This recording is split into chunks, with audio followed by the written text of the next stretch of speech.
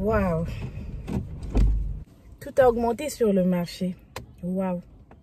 Une palette de 30 qui coûtait 7,99 $ coûte maintenant 10,99 $. Un bidon d'huile qui coûtait 13 $ est maintenant à 21 $. Les deux paquets de céréales que j'ai achetés à 4,99 $ coûtent maintenant 6,99 $. Mais vraiment, tout a augmenté sur le marché.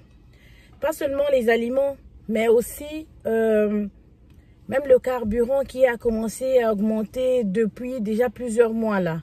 Un litre qui était à 1 $, peut-être 35 cents, est maintenant pratiquement à 2 $. Donc 1,87 $, 1,77 $. Donc c'est vraiment, on constate vraiment qu'il y a hausse de prix du carburant.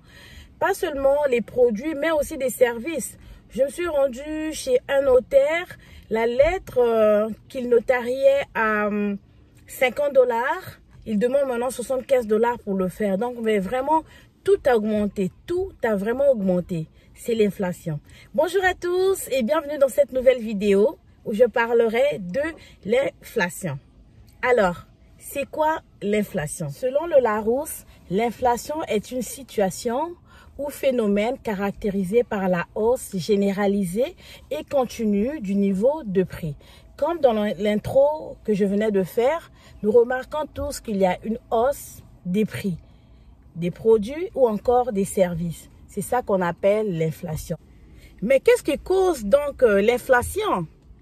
Il y a plusieurs causes, mais je ne citerai que deux dans cette vidéo.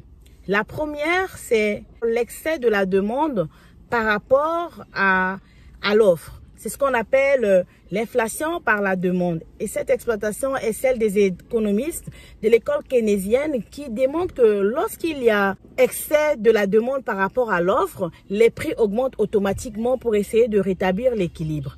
Alors, on va prendre un exemple simple comme j'ai donné dans mon intro l'idée des aliments. Prenons un exemple simple. Imaginons qu'il y a une grande demande d'œufs, par exemple, et les éleveurs ne sont pas en mesure de fournir la quantité dont on a besoin. Alors, comme ils n'arrivent pas à fournir les œufs, cela va entraîner une augmentation des prix des œufs, vu que c'est rare, et puis ils ne sont pas en mesure de produire les œufs, alors ça va augmenter les prix.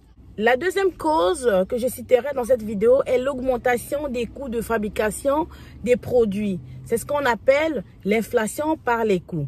Alors, le prix d'un produit peut augmenter parce que son coût de fabrication a augmenté. Et vraiment, l'inflation a plusieurs conséquences. Parce que lorsque la valeur de la monnaie baisse, cela entraîne aussi la baisse du pouvoir d'achat et ça pénalise beaucoup d'épargnants et généralement toutes les personnes à revenus fixes.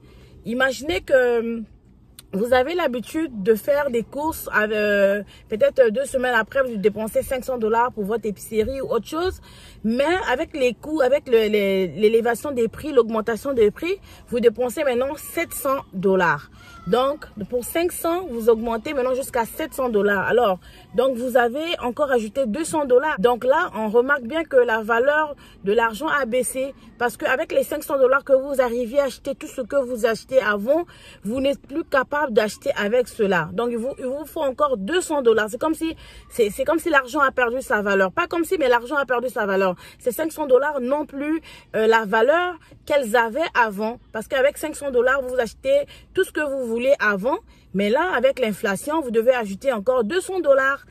Et aussi, l'argent perd de la valeur dans le sens que si vous avez épargné, peut-être, je dirais, 10 000 $, pour vous acheter quelque chose qui coûtait 10 000 $, peut-être en janvier, et arrivé au mois d'août, par exemple, la chose coûte maintenant 10 500 $.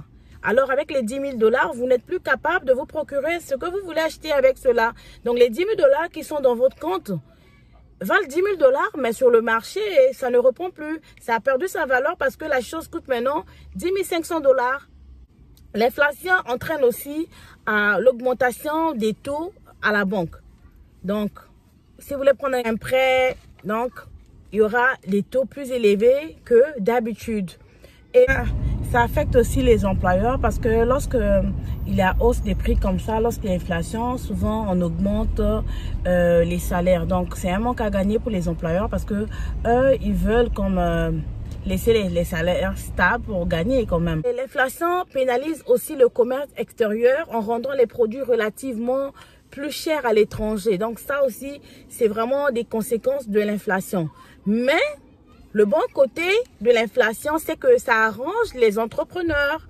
Dans le sens que, je vais prendre un exemple, une personne qui a acheté sa maison peut-être l'année dernière ou 2 ans, 3 ans passés, la maison peut-être coûtait 850 000 dollars.